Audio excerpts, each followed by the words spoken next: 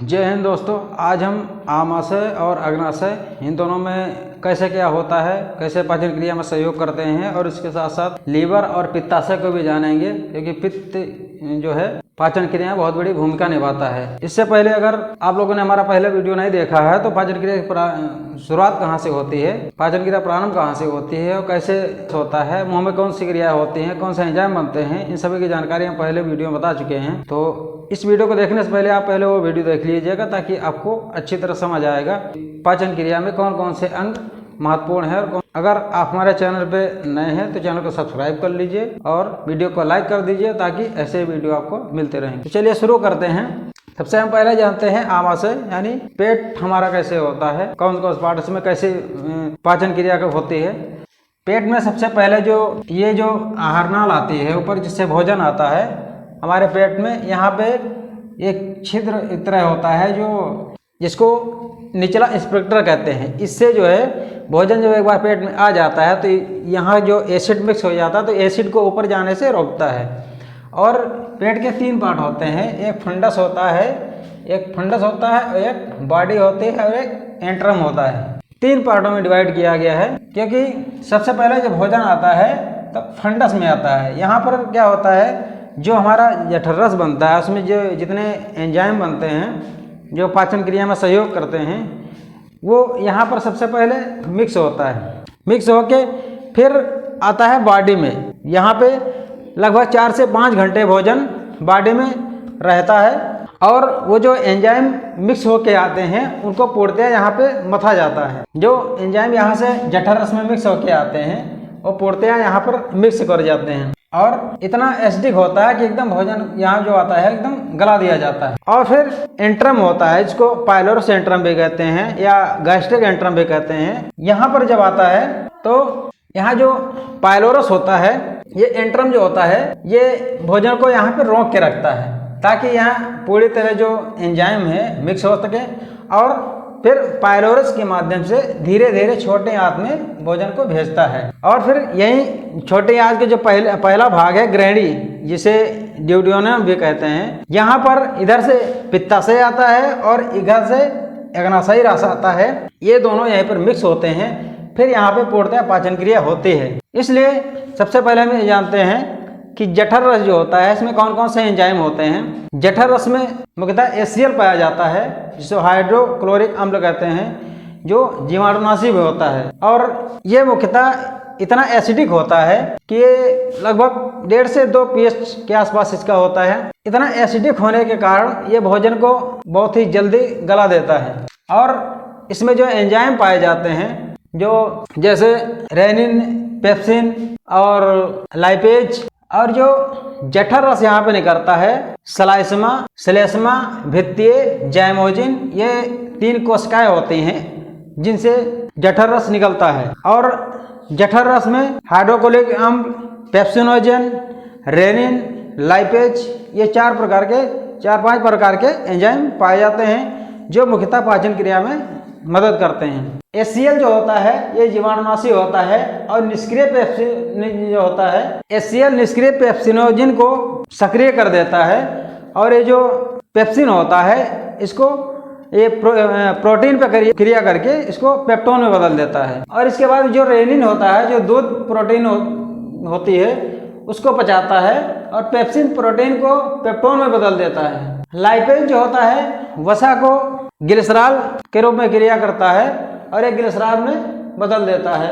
इसी तरह दूध कैसीन जो होता है दूध प्रोटीन को रेनिन द्वारा पेप्टाइड में बदल देता है। मेन चीज जठर रस में हमको यह याद रहना जरूरी है, क्योंकि परीक्षाओं में यही से क्वेश्चन पूछे जाते हैं कि रेनिन क्या काम क्या है, पेप्सिन का काम क्या होता है और पेप्टोन का काम क्या होता है। इसके बाद जब कोई भोजन हम खाते हैं पेट में आता है तो हमें थोड़ा थोड़ा सुस्ती महसूस होने लगती है, क्योंकि जब हम कुछ भोजन खाते हैं तो हमें बड़ा आनंद महसूस होता है। इसलिए क्योंकि डोपामाइन हार्मोन्स रिलीज होता है जिससे खुशी या भावनाओं को व्यक्त करना या संवेदनशीलता, ये सब डोपामाइन जो हार्मोन्स होता है उसके कारण होता है। इसलिए हमें सुस्ती आती है और नींद आती है।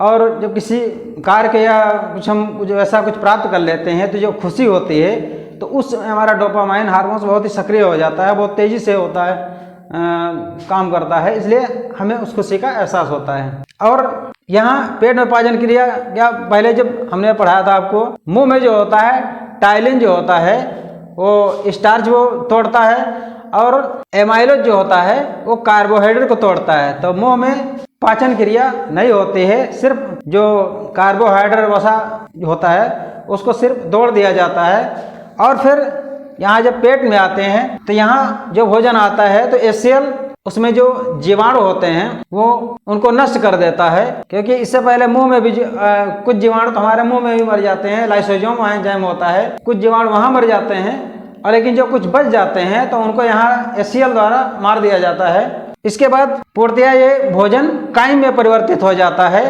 और फिर यहाँ धीरे धीरे पाइलोट्स के माध्यम से ग्रहणी में आता है। फिर जब ये जो भोजन होता है सबसे पहले छोटी आंत में आता है, क्योंकि छोटी आंत ऐसे नहीं पाचन करती है। छोटी आंत में भोजन जब आता है तो इधर से पित्ताशय आता है और इधर से अग्नाशयी रसद, क्योंकि भोजन कायम जो बन के आता है यहाँ पे एकदम लिक्विड की तरह आता है। जो लिक्विड बनाने का काम होता है म्यूकस होता है, वो भोजन यहाँ पे जो कायम को परिवर्तित करता है और चिपचिपा बनाए रखता है। जो पित्ताशय से पित्त निकल के आता है वो भोजन को क्षारीय कर देता है, क्योंकि अगर अम्लीय जो भोजन है यहाँ पे जो एसिडिक होता है अगर ऐसे आएगा तो यहाँ पे पाचन क्रिया नहीं होगी छोटे आंत में। तो इधर से पित्ताशय आता है जो भोजन को क्षारीय कर देता है, और फिर जब क्षारीय हो जाता है तो आग्नेय रस जो आता है, इधर से आग्नाशय से आग्नाशयी रस आता है, तो उसको पाचन क्रिया में बहुत मदद मिलती है। फिर भोजन का सारा अवशोषण जो है छोटी आंत में होता है, और फिर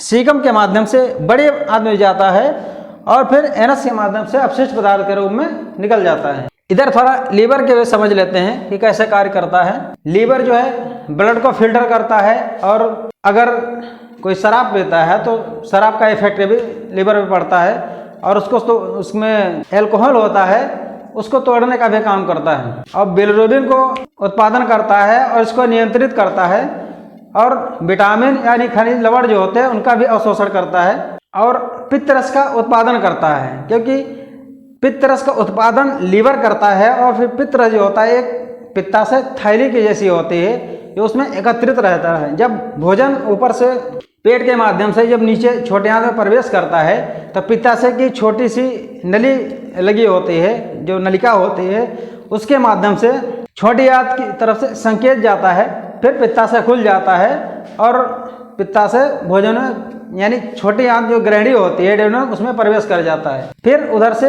आग्नाशयी रस आता है। अग्नाशयी रस के मुख्यतः दो काम होते हैं, एक होता है एक्सोक्राइन और एक होता है एंडोक्राइन।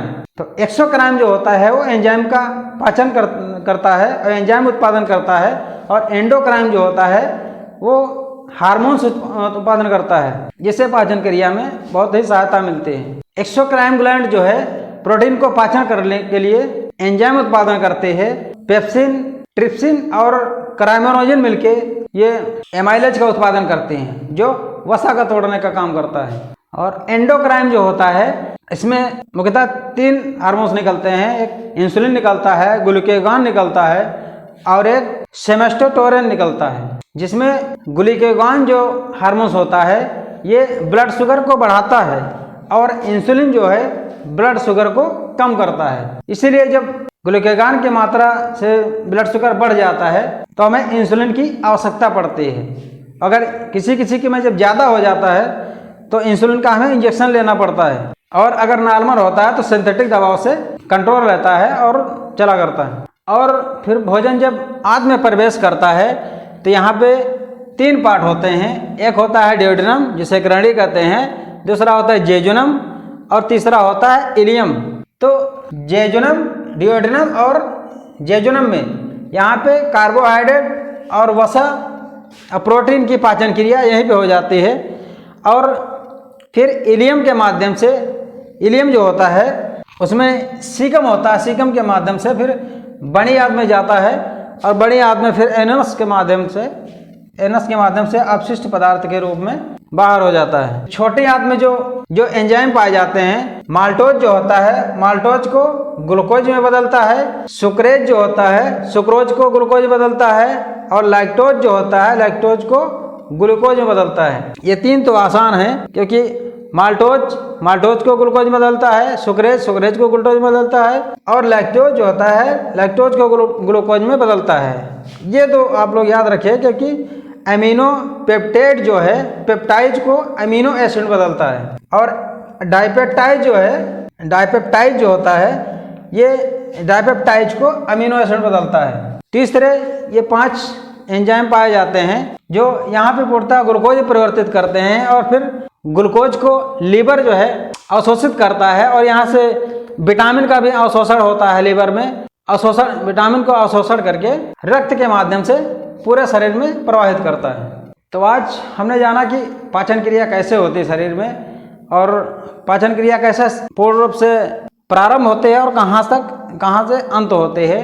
तो हम आशा करते हैं कि आप लोगों को वीडियो पसंद आएगा, और अगर वीडियो पसंद आता है तो वीडियो को लाइक करके हमारे चैनल को सब्सक्राइब कर लीजिए, ताकि ऐसे इन्फॉर्मेटिव वीडियो आपको मिलते रहें, और हम कोशिश करें आपको अच्छा से अच्छा कंटेंट देते रहें। तो इसी के साथ दोस्तों, जय हिंद, जय भारत।